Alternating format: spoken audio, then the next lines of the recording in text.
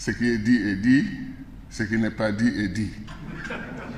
Donc, nous avons déjà entendu l'essentiel, mais comme vous me connaissez, quand on parle de l'intégration africaine, j'ai toujours envie de dire quelque chose. Et je vais aller très vite.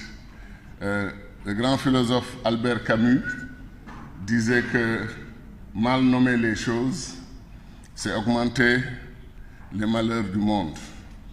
Mal nommer les choses, c'est augmenter les malheurs du monde. Ça veut dire quoi?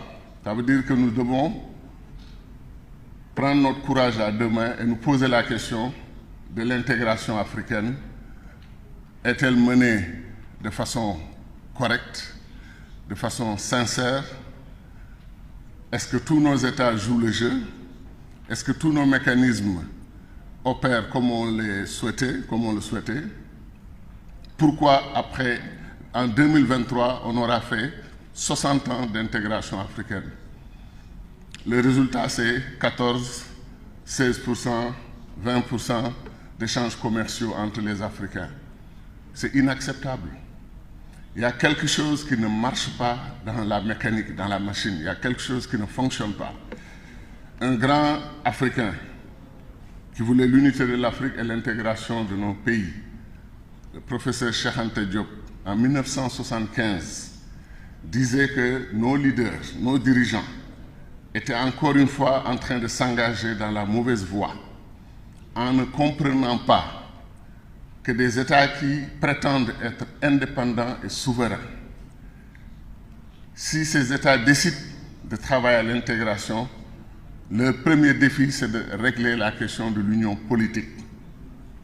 Si nous étions politiquement unis au sein de la CEDEAO, l'intégration de la CEDEAO serait réglée depuis très très longtemps, depuis des décennies. Mais nous mettons en place des mécanismes à n'en plus finir, des machines d'une lourdeur extraordinaire, juste pour éviter la question de l'union politique. Et ce débat nous rattrape. On a tout essayé. Le plan.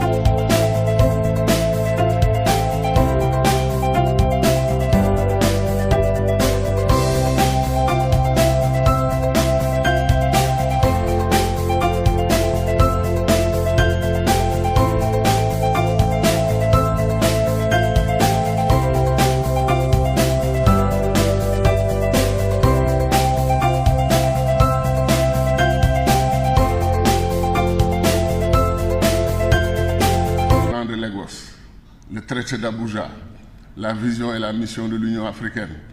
Après, on est parti sur le NEPAD. Ensuite, on est parti sur les plans émergents. Sénégal 2035, Côte d'Ivoire 2020, Gabon 2025, Guinée 2030, etc. Et le grand chapeau maintenant, c'est quand l'Union africaine nous propose l'agenda 2063. Est-ce que franchement vous pensez que les Africains peuvent attendre 2063 pour voir la résolution des problèmes du continent? Est-ce que la jeunesse africaine dont nous parlons ici peut attendre 2063 pour voir en réalité un paradis qu'on nous promet en 2063? Parce qu'en 2063, il n'y aura plus aucun Africain malheureux. Tous les Africains ont une voiture. Ils ont de l'électricité, ils ont de l'eau, tous les problèmes du monde sont réglés. Comme disait un ami économiste, au lieu d'attendre de mourir pour aller au paradis, il faut juste venir en Afrique et être au paradis, parce qu'il y aura tout. Ce n'est pas bien. La vérité, c'est qu'il faut que nos dirigeants soient en phase avec les aspirations de nos populations. Nos populations sont prêtes, non seulement pour l'intégration, elles n'ont jamais accepté la désintégration de l'Afrique. La fracturation de l'Afrique en de petits États. Et petits États, ce n'est pas petit territoire. C'est juste, comme disait Cheikh Anta Diop, des États nains et des États non viables. Des États qui ne sont pas capables de garantir leur souveraineté alimentaire, leur souveraineté militaire, leur souveraineté économique, leur souveraineté en matière d'éducation, en matière de santé. Et la preuve a été donnée. Quand la pandémie est tombée sur l'Afrique, beaucoup se sont inquiétés. On a découvert des pays qui ont des millions d'habitants et qui avait 15 lits de réanimation ou 20 lits de réanimation. Ce qui prouve qu'en plus de 50-60 ans d'indépendance, on n'a pas pu bâtir des systèmes de santé fiables dans chaque pays d'Afrique. Et ce n'est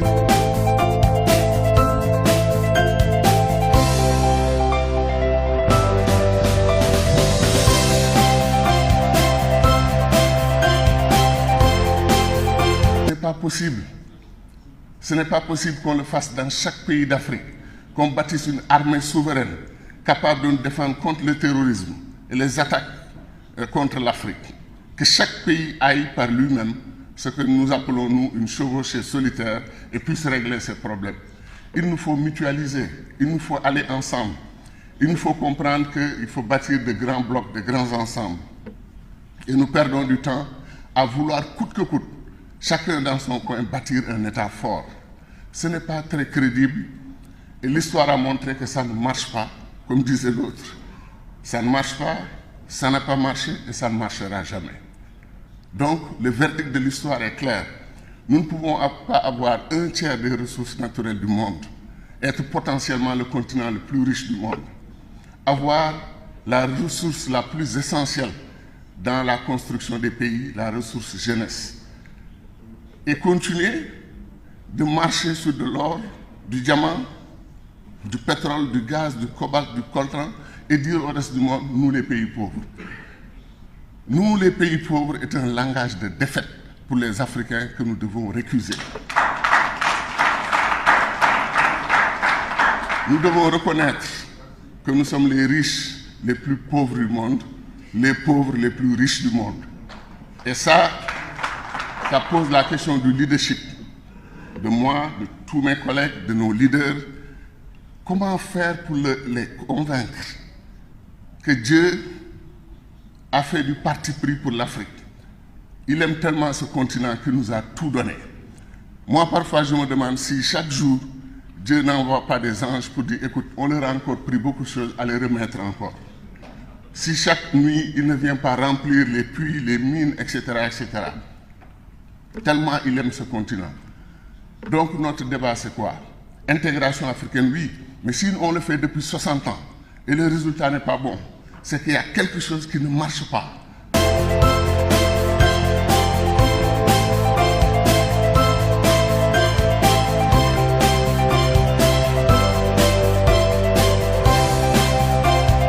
Quand est-ce qu'on va se réveiller? Et il faut éviter le réveil brutal. C'est quand les jeunesses africaines qui vont mourir dans la mer, qui vont mourir dans le Sahara, décident dans leur propre pays maintenant de déferler dans leur pays et de trouver une solution. Le temps de la rupture a sonné. L'Afrique souffre.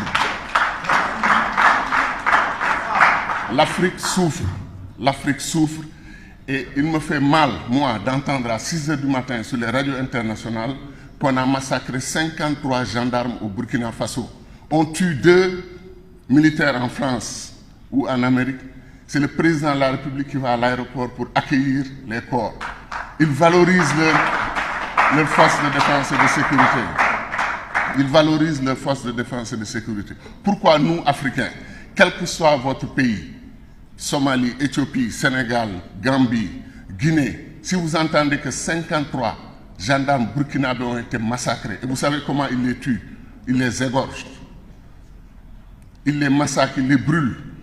Vous l'apprenez, prenez votre petit déjeuner, vous allez au travail tranquillement, comme il ne s'est rien passé. Pourquoi on n'a pas marché dans nos capitales pour soutenir le Burkina Faso?